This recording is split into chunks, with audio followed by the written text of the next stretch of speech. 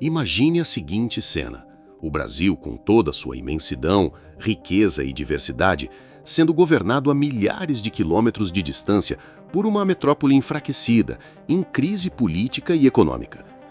A cena clássica que aprendemos nos livros mostra Dom Pedro às margens do rio Ipiranga, erguendo a espada e gritando: "Independência ou morte!". Mas será que a nossa independência foi realmente conquistada em um único dia por um gesto heróico? Ou foi o resultado de pressões políticas, interesses de uma elite e até acordos internacionais que quase nunca aparecem na versão oficial da história? No vídeo de hoje, você vai descobrir os bastidores da independência do Brasil. O que de fato estava em jogo em 1822. Quem foram os verdadeiros personagens que moveram as peças? E, principalmente, por que esse processo foi muito mais complexo e até contraditório do que as comemorações do dia 7 de setembro costumam mostrar. Mas antes de começar, curta o vídeo e inscreva-se no canal O Resumo, porque o que você vai ouvir agora pode mudar a forma como você enxerga esse momento decisivo da nossa história. Para entender 1822, é preciso voltar alguns anos. Portugal era um país pequeno, com uma monarquia tradicional, mas que no início do século XIX estava em plena crise. A Europa vivia as guerras napoleônicas e em 1807, quando Napoleão Bonaparte decidiu invadir Portugal, a família real portuguesa tomou uma decisão inédita: transferir toda a corte para o Brasil.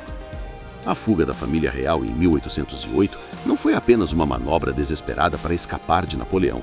Ela marcou uma mudança histórica. Pela primeira vez, a colônia se tornava o centro do império. O Rio de Janeiro passou a ser capital do Reino Unido de Portugal, Brasil e Algarves. Isso transformou o Brasil. Abriu os portos, criou instituições, incentivou a economia local e, ao mesmo tempo, elevou a elite brasileira a um novo patamar de poder e influência.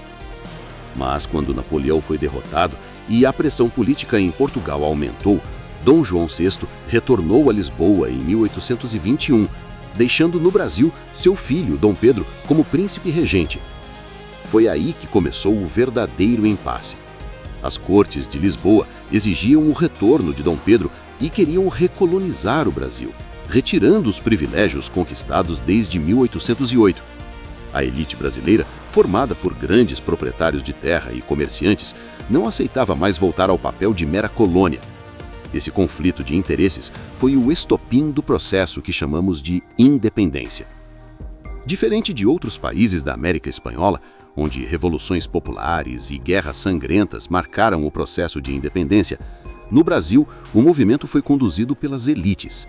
Não havia espaço para um levante popular como nas colônias espanholas. A independência precisava garantir a autonomia política sem ameaçar os privilégios de quem já detinha o poder econômico. É nesse cenário que entram figuras decisivas como José Bonifácio de Andrada e Silva, o chamado Patriarca da Independência, que articulava alianças políticas e pressionava Dom Pedro a assumir o papel de líder do processo. Mas talvez um dos personagens mais importantes e muitas vezes esquecidos tenha sido Maria Leopoldina, esposa de Dom Pedro. Enquanto ele viajava pelo interior, era ela quem assinava decretos, costurava apoios e sustentava o movimento no Rio de Janeiro. Essa independência, de cima para baixo, teve um objetivo claro: evitar a fragmentação do território e preservar a ordem social. Ao contrário do que aconteceu na América Espanhola, onde várias repúblicas nasceram após a independência, o Brasil manteve sua unidade territorial. Mas isso teve um custo. O povo, em sua maioria, não participou do processo. Escravos, indígenas e camadas populares não tiveram voz. Chegamos ao dia 7 de setembro de 1822, data simbólica que entrou para os livros de história. A cena é conhecida. Dom Pedro, montado em seu cavalo às margens do rio Ipiranga, proclama a independência com a famosa frase: "Independência ou morte". Mas até que ponto isso realmente aconteceu dessa forma? Os registros históricos mostram que, naquele dia, Dom Pedro recebeu cartas vindas de Portugal com novas ordens para seu retorno imediato. As cartas também traziam alertas de José Bonifácio e Leopoldina de que era hora de decidir entre ficar com o Brasil ou submeter-se às cortes de Lisboa.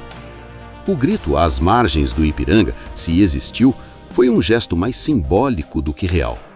A independência não foi decretada ali, mas sim ao longo de um processo que já vinha sendo articulado há meses. O famoso quadro de Pedro Américo, pintado em 1888, quase 70 anos depois do evento, ajudou a consolidar essa imagem heróica, mas hoje sabemos que foi muito mais uma construção política e cultural do que um registro fiel dos fatos. A independência foi proclamada em 1822, mas não significou de imediato plena liberdade.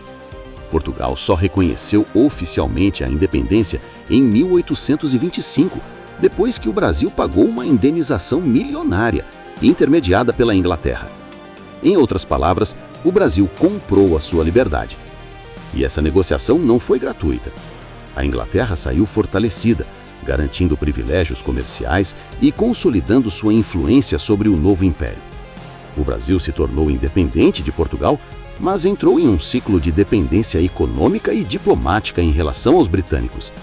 E internamente, a estrutura de poder pouco mudou. O país manteve a monarquia com Dom Pedro coroado imperador. A escravidão continuou sendo a base da economia e as elites agrárias mantiveram seus privilégios. Para a grande maioria da população, camponeses, escravizados, pobres, a independência trouxe poucas mudanças imediatas. Do ponto de vista histórico, a independência garantiu algo fundamental: a unidade territorial do Brasil. Enquanto quase toda a América Espanhola se fragmentou em vários países, o Brasil se manteve como um enorme território sob uma única bandeira. Esse talvez tenha sido o maior mérito do processo conduzido em 1822. Por outro lado, a independência não representou uma ruptura profunda. Foi uma transição negociada, marcada por acordos, interesses de elites e pressões externas. O povo não participou diretamente. A escravidão continuou, a desigualdade social permaneceu e a dependência econômica apenas mudou de endereço. O 7 de setembro é lembrado como o dia em que o Brasil conquistou a sua liberdade. Mas olhando de perto, percebemos que a independência foi menos um ato de heroísmo individual e mais um processo de disputas políticas e econômicas. Foi um passo importante, sem dúvida, mas não uma libertação plena. Afinal, a pergunta que fica é: em 1822, o Brasil se tornou realmente independente ou apenas trocou de tutores? E essa reflexão que deve nos acompanhar não apenas no feriado, mas sempre que pensamos no futuro da nossa nação, porque compreender o passado é essencial para não repetir os mesmos erros. Se você gostou deste vídeo, não esqueça de curtir, compartilhar e inscrever-se no canal O Resumo. Ative as notificações e venha descobrir o que está por trás dos acontecimentos que moldam o nosso mundo.